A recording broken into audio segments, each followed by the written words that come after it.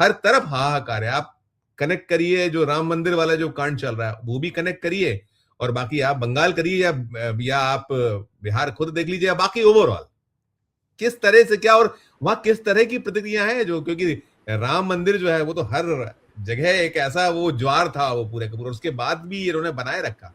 आज क्या हाल क्या है सारे के सारे, संजीव सर? देखिए संजीव सर, यहाँ जहाँ तक यहाँ की सरकार का मामला है,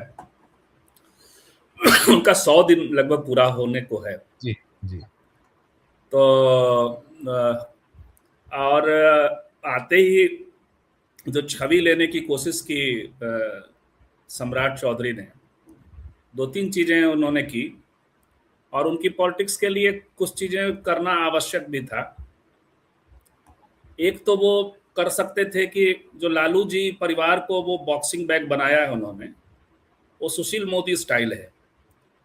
मतलब आप उधर ये करते रहें और एक पूरा जो हार्ड हिटिंग हिंदुत्व का जो सब प्रोग्राम होता है उसको थोड़ा डाउन प्ले करते रहें, मतलब उस तरफ थोड़ा कम करें। करना तो पड़ेगा ही, आप भाजपा में हैं, ऊपर से आप भाजपा के ओरिजिनल नहीं हैं, तो और करना पड़ेगा। सुशील मोदी को ये था कि वो आरएसएस के व्यक्ति थे, तो वो उनको सुविधा थी कि वो उतना ज़्यादा ना भी हार्ड हिटिंग करते तब भी अपने माने जाते। तो इन्होंने वो वाला तो किया। लालू जी परिवार को आज भी वो अननेसेसरी घर खाली कराना, सिक्योरिटी को लेकर के जो उनके टसल हैं वो सब सामने। दूसरा उनके पास रास्ता था कि वो हेमंत बिस्व शर्मा बने, क्योंकि बाहर से आए हैं, और योगी मॉडल को फॉलो करें। अब योगी मॉडल में क्या है, तो बुलडोजर है, एनकाउंटर है, फेक एनकाउंटर है, यही सब तो है योगी मॉडल। तो इन्होंने वो रास्ता भी अपनाया, पैरेलल था वो, लेकिन उस रास्ते को अपनाया। उसमें इन्होंने अपनी एक जो छवि, आपको याद होगा फेटा वाला जो नीतीश जी के लिए बांधा था, देह धज से भी थोड़ा सा है तो अपीयरेंस के लिहाज से, तो वो एंग्री यंगमैन वाली छवि का वो कोशिश इनकी रही। उसमें इन्होंने खास करके लालू जी से ज्यादा एक्सटेंडेड फॉर्म में बातें करना शुरू कर दी, और सीधे नहीं लेकिन इमेज ऐसा दिया कि वो यादवों को टारगेट कर रहे हैं। शुरू में ऐसी घटनाएं घटी जिसमें जो घटना भरत तिवारी की है जिसकी आप बात कर रहे हैं, उसके पहले जब ये गृह मंत्री थे तो मुजफ्फरपुर में घटना घटी थी जिसमें कई पुलिस वाले आज भी सस्पेंड, ये पॉइंट ब्लैंक रेंज पे छाती पे या सीने में या सीधे सामने से गोली मारी गई, और वो सर्च ऑपरेशन या किसी की गिरफ्तारी के दौरान की कहानी थी।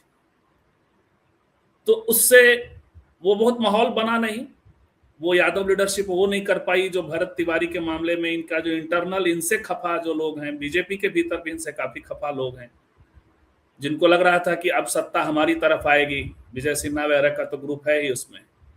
तो वो पूरा एंटायर पॉलिटिकल क्लास ने उसको मुद्दा बनाया। वो मुद्दा उस समय तो बना नहीं मुजफ्फरपुर वाले मामले में, लेकिन लोगों में एक मैसेज था।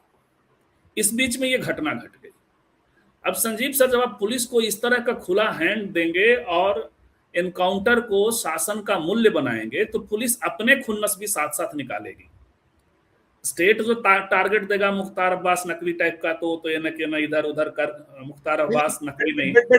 आपने कहा संजीव जी, आपने कहा कि वो जो हार्डकोर हिंदुत्व सनातन आपको आगे निकलना है हिमंता बिस्वा शर्मा से, तो वो चीजें कैसे क्लब होंगी आज, जब कैसे जवाब दीजिएगा? और अभी आप नितिन नवीन वाला जो सीट रिक्त हुई है वो उस पे उपचुनाव की घोषणा हो गई है, तो ये चीजें उसको कनेक्ट करिए। राम मंदिर वाला जो मसला है, मामला है, जो आप उस एंगल की ओर बढ़ते दिखते हैं कि वहीं जा रहे हैं, उसी तरफ जा ही रहे हैं।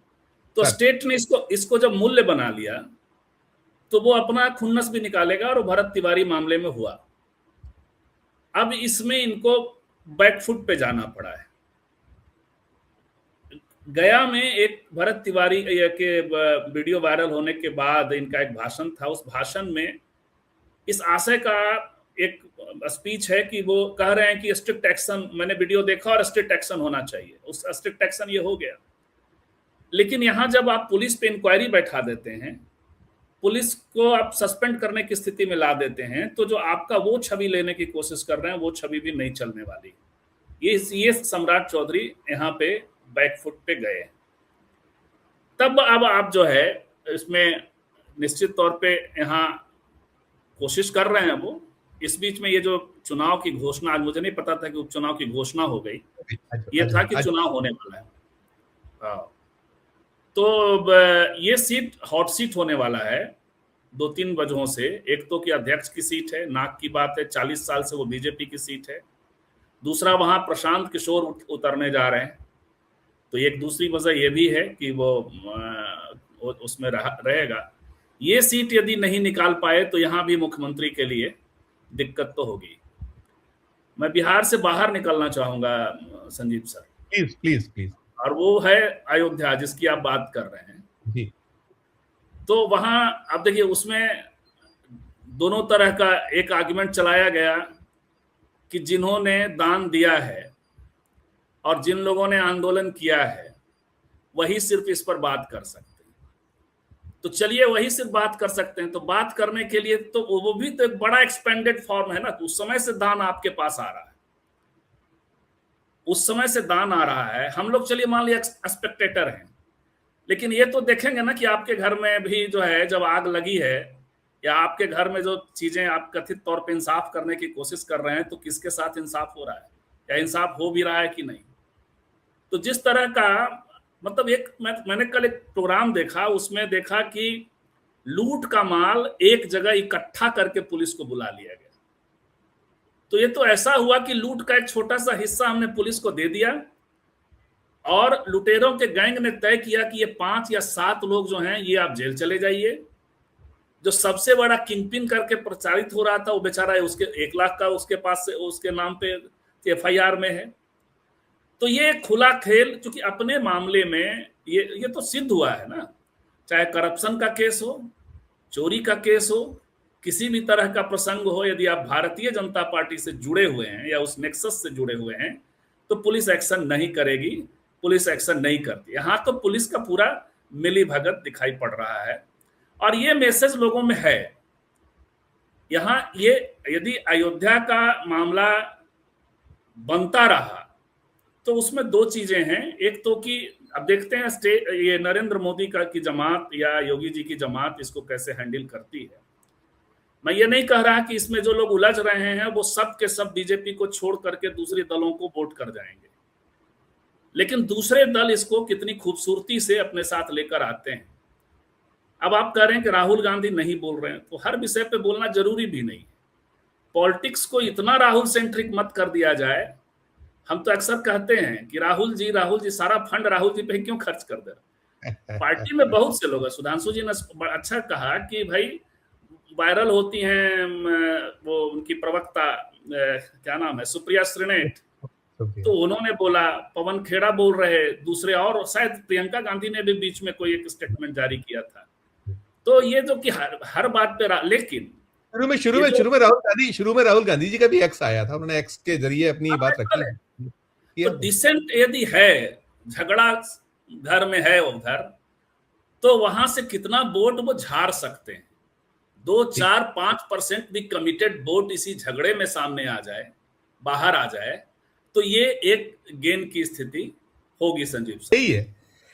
क्षमा चाहूंगा, परिसीमन है, महिला आरक्षण है, जो सर ने कहा एक देश एक चुनाव है, कुछ न्यायिक और संवैधानिक सुधार, और उसमें कहीं पीछे बहुत कुछ छुपा हुआ है कि आपका जो 2047 बने रहना है, आपको एक कुछ मतलब पूरे का पूरे ताना बाना बुन सा लिया गया। और उसमें ये जो है साम दाम दंड भेद है, आप लाठी है आपके पास में जो संस्थाएं हैं, और कैसे भी आप तोड़िए फोड़िए करिए, और आपको नहीं मिला है। आप 400 पर शायद, जब उस दौर में होता था कि ये संविधान बदलना चाहते हैं तो कहते थे नहीं ये सब गलत अफवाहें फैलाई जा रही। आज ये सब किस और जा रहा है देश, संजीव सर? संजीव सर देखिए संजीव सर, हम लोग तो लगातार बात करते जा रहे हैं कि किस ओर देश जा रहा है, और देश उसी दिशा में चला जा रहा है। मूल्य विहीनता है, इसलिए आप उम्मीद नहीं कर सकते कि वो इससे अधिक कुछ करेंगे। आज मैं देख रहा था, एक खबर थी कि जो 360 का मार्क है वो कितनी आसानी से ये पा सकते हैं, जो इनका अपना एजेंडा है। आपने सारे बता ही दिए, नहीं, डिलिमिटेशन और पहले तो ये था कि दो दो बैसाखी हैं, अब तो बैसाखियों की संख्या बढ़ती चली जा रही है, ये नहीं तो ये नहीं तो ये, हाँ, वो भी मैजिक महिला, नंबर है। बिल्कुल। तो महिला आरक्षण का तो ओट है, मेन तो डिलिमिटेशन है, और डिलिमिटेशन इनको 2047 के लक्ष्य में मदद करेगा। देखिए उसमें 360 वाला जो समीकरण देख रहा था, लोगों ने भी देखा होगा, आपने भी देखा होगा, फिर भी कुछ घट जा रहा है। तो उसमें डीएमके पर एक निर्भरता बन रही है, और डीएमके एक है, निर्भरता, डीएमके है, सपा है, सपा भी कहीं ना और कहीं है कि सबसे बड़ी निर्भरता है समाजवादी पार्टी पर, यस यस, जिसके लिए आज एक मीम लोग शेयर कर रहे हैं। आज तक का वो जो है सो सॉरी वाला आता है, हमारे भी कई साथी देख रहे हैं, शेयर कर रहे हैं, लेकिन है वो लोकतंत्र के लिए खतरनाक, क्योंकि मजाक तो है वो, लेकिन अंत में संदेश क्या है? संदेश है कि योगी जी आप क्या कर रहे हैं। तो योगी जी को टारगेट यदि वो 37 वाला है, वो यदि हो जाता है, लेकिन ये बात है कि ये सब यदि है, डीएमके को भी, डीएमके के कुछ प्रोमिसेज आप क्या प्रोमिस करेंगे, सत्ता में अभी है नहीं, कोई पैकेज की स्थिति होगी नहीं, और अभी अभी विपक्ष एक साथ फिर से, आम आदमी पार्टी ने भी साइन किया है उस मामले में, और डीएमके ने भी साइन किया है, शायद राजनाथ सिंह के खिलाफ जो प्रस्ताव जा रहा है विशेषाधिकार हनन का, जी जी, तो फॉर ग्रांटेड नहीं लिया जा सकता कि डीएमके इनके साथ चला आएगा।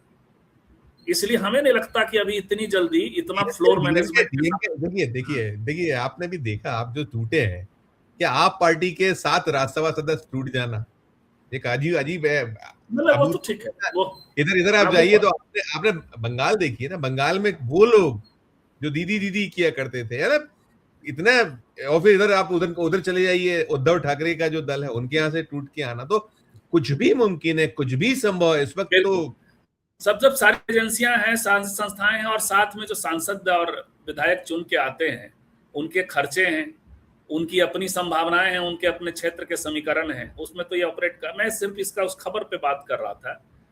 तो उसमें पॉसिबिलिटीज, अभी इनको बहुत कुछ करना है, इसलिए इस सत्र में तो नहीं करेंगे, कर पाएंगे। कोशिश में जुटे हैं, कोशिश में जुटे हैं, जुटे हुए हैं, हाँ, इस सत्र से अगले सत्र तक ही करें। लेकिन ये जो है सर कि पहलू से मैं बैठा हुआ बंदा सुबह चला गया, ये भारतीय राजनीति का एक पुराना दृश्य रहा है। इन्होंने थोड़ा रडार बढ़ा दिया है, ईडी सीबीआई का बेजा इस्तेमाल बढ़ा दिया है। अदरवाइज तो सर पूरी की पूरी सरकार बनाने वाले, और भले ही वो दो दलीय मतलब दोहरी सदस्यता का एक दिया गया था पॉलिटिकल मामला, लेकिन राजनारायण जी ने गिरवा दिया, संजय गांधी के साथ गाड़ी में घूमने लगे। पूरा पीछे जाएंगे तो पूरा इतिहास ही है। बीपी सिंह का काम जब हो रहा था, सब चीजें चल रही थी, तो उन्हीं के दल से चंद्रशेखर निकल के आ गए। तो ये, और भी आजकल चूंकि इतिहास देखते रहते हैं, तो एक दृश्य मुझे हमेशा ध्यान आता है, उस पर एक आजकल फिल्म भी आ गई है।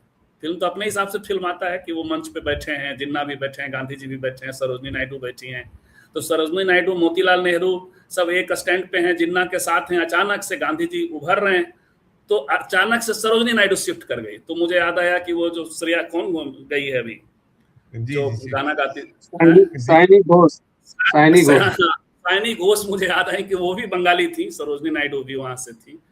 तो ये है, लेकिन इन्होंने सारी रेखाएं पार कर दी हैं जो नैतिकता का ये था। तो कुल मिलाकर के एब्सोल्यूट सत्ता की ओर बढ़ने की इनकी कोशिश होगी, और तब जो हमारी कल्पनाएं, हमारे जो डर हैं, जो पीछे कई सालों से बने हुए हैं, हालांकि अभी कर नहीं पाए हैं, इनको भी, या तो इनको क्रेडिट दीजिए, या फिर क्रेडिट दीजिए कि जनता ने अभी इनको एब्सोल्यूट मेजोरिटी दी नहीं है, तो इस रास्ते से कोशिश कर रहे हैं। कर पाएंगे तो सब कुछ करा ले जाएंगे ना, फिर क्या, फिर डिलिमिटेशन ही क्या, फिर तो कुछ भी कर सकते हैं। एक बात चल रही है मीडिया के एक सेक्शन में, यूट्यूब के सेक्शन में, मैंने वो एक क्लिप देखा था कि मोदी जी राष्ट्रपति हो जाएंगे, और राष्ट्रपति ऐसे वाले नहीं होंगे, वैसे वाले अमेरिकन पैटर्न वाले होंगे। तो जब मेजोरिटी हो जाएगी तो सब कुछ हो जाएगा, वो अपने एक, लेकिन ये इनके इरादा तो यही है। इरादा आखिर आरएसएस का मुख्य एजेंडा क्या है? हिंदू राष्ट्र, राष्ट्रपति प्रणाली, मूल जहां जो बीज है वहीं जाना है। तो बीज तो यह है कि हिंदू राष्ट्र, राष्ट्रपति प्रणाली, तो अधिनायकवाद भी, तो ये है, तो वो उस एजेंडे की ओर तभी बढ़ पाएंगे जब भारतीय लोकतंत्र पूरी तरह से इनके कंट्रोल में होगा। ठीक, डॉक्टर साहब देखिए